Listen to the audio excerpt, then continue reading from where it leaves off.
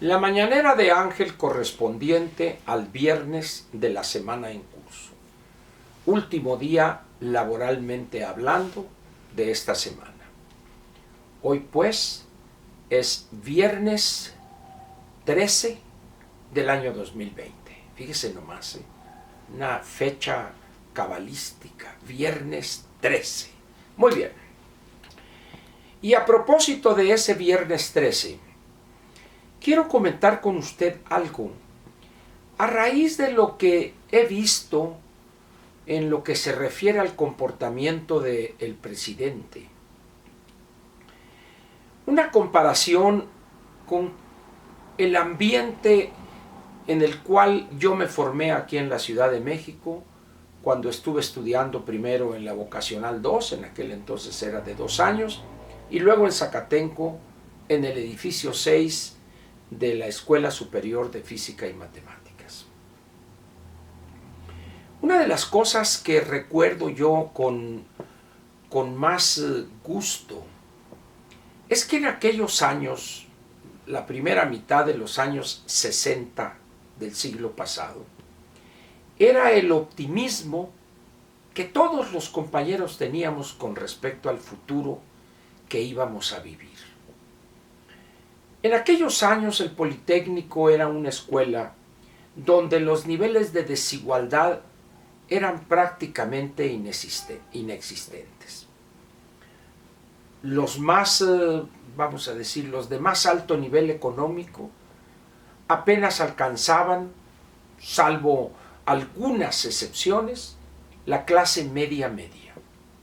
Pero la inmensa mayoría de los estudiantes del Politécnico éramos clase media baja y baja.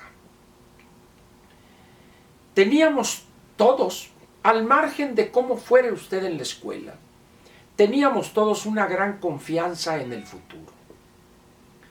El gobierno de aquel entonces, Adolfo López Mateos, al margen de cualquier cosa, era un gobierno, fueron 6 años de una estabilidad económica, de poca inflación, de salarios reales crecientes cada año y de poca población en los niveles de educación superior. No había la masificación actual, en realidad hay que decirlo. En esos años, cuando yo estuve de 64 a 67 en la Escuela Superior de Física y Matemáticas, éramos verdaderamente privilegiados.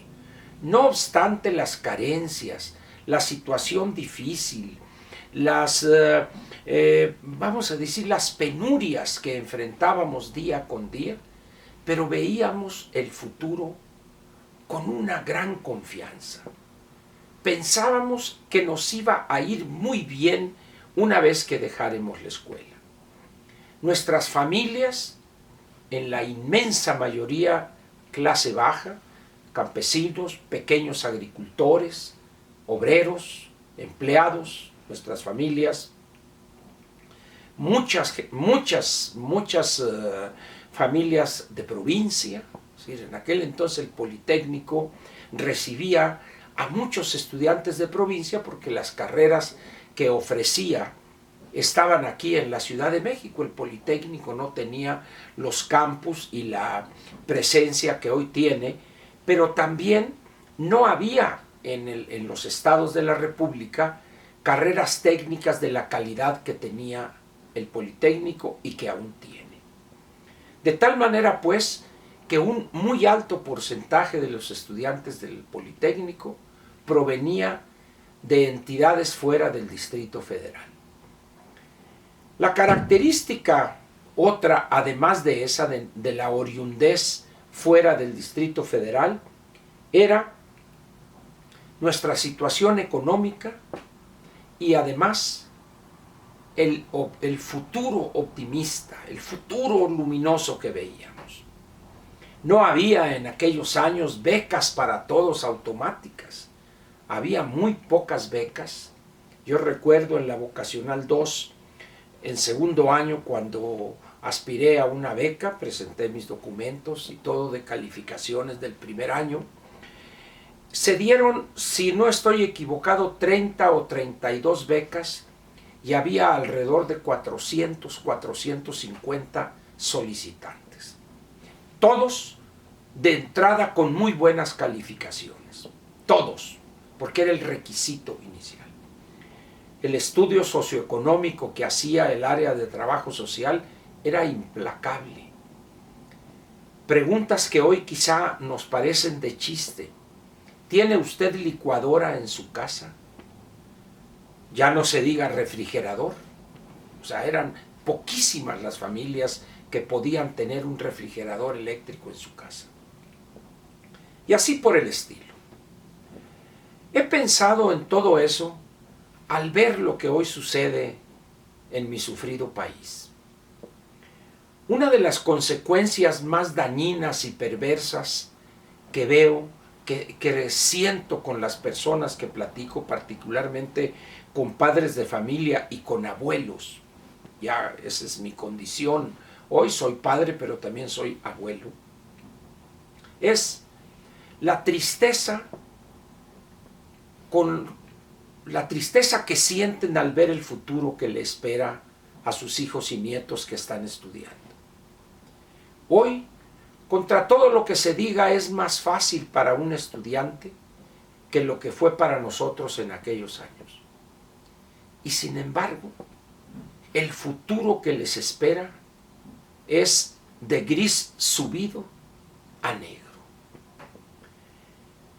Esta situación no es privativa, o este panorama no es privativo de este gobierno. Es algo que viene de más atrás.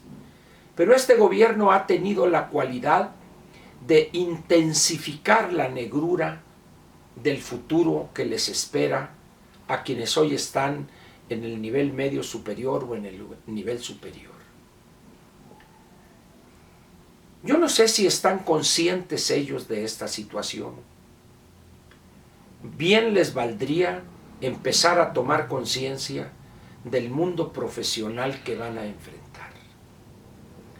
Olvidémonos de la cuestión de la inseguridad, la violencia, en unos casos amenazas para que se incorporen a la delincuencia organizada o no, y en otros ver esta actividad como la única salida para poder obtener un ingreso. El panorama, pues, que se le presenta hoy a millones de jóvenes que están en esos dos niveles educativos es sumamente grave. De 1964-65 a la fecha, estamos hablando de 56 años, 55 años, o 50 años si usted gusta, para ponerlo fácil. En esos 50 años, aquel futuro que veíamos que debería haberse ido agrandando, haciéndose más positivo, más cierto, se ha reducido prácticamente a nada y se han complicado las cosas a grado tal que las posibilidades de obtener un empleo para cientos de miles de jóvenes que saldrán en este año que viene, en junio, julio, y los otros 2 años, será casi nula la posibilidad de incorporarse al mercado de trabajo formal. Digan lo que digan y hablen y que vamos bien, muy bien, no es cierto eso. Eso es una engañifa, es demagogia, es perversidad esa mentira. Los niveles de desigualdad van a aumentar aceleradamente. De una sociedad en aquel entonces de jodidos o de medio jodidos, hoy estamos en una sociedad donde, al margen de si jodido o medio jodido, el futuro luce negro.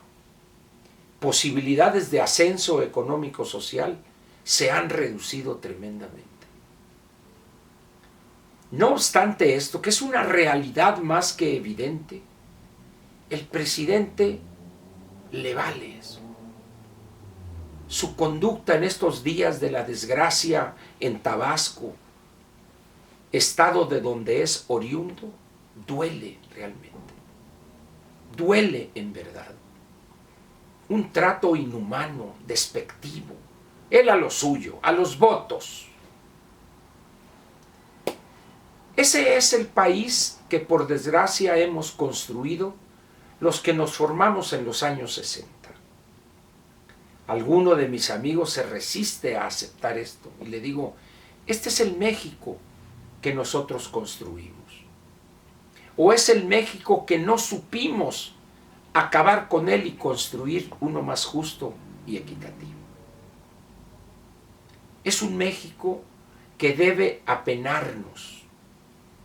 En aquellos años no faltaba el que decía no, y que unos que luchaban por el socialismo, otros por la justicia social en términos generales, pero en términos generales, valga la redundancia, hablábamos de algo positivo, de algo luminoso para todos. Hoy, por desgracia, no es así. Por eso yo le pido a usted, si es padre y o abuelo, que piense en esto que he comentado con usted. Si es abuelo, lo más probable es que le haya tocado vivir los 60 o parte de los 60. Algunos otros habrán vivido los años 50.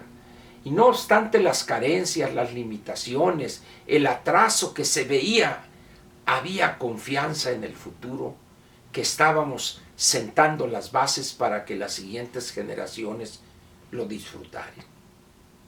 No supimos, no pudimos o no quisimos construir ese México en el cual soñábamos. Puedo decir con pena, con vergüenza, que le fallamos a las siguientes generaciones. ¿Qué hará esta generación, la que hoy tiene, qué le digo, entre 30 y 40, 45 o 50 años?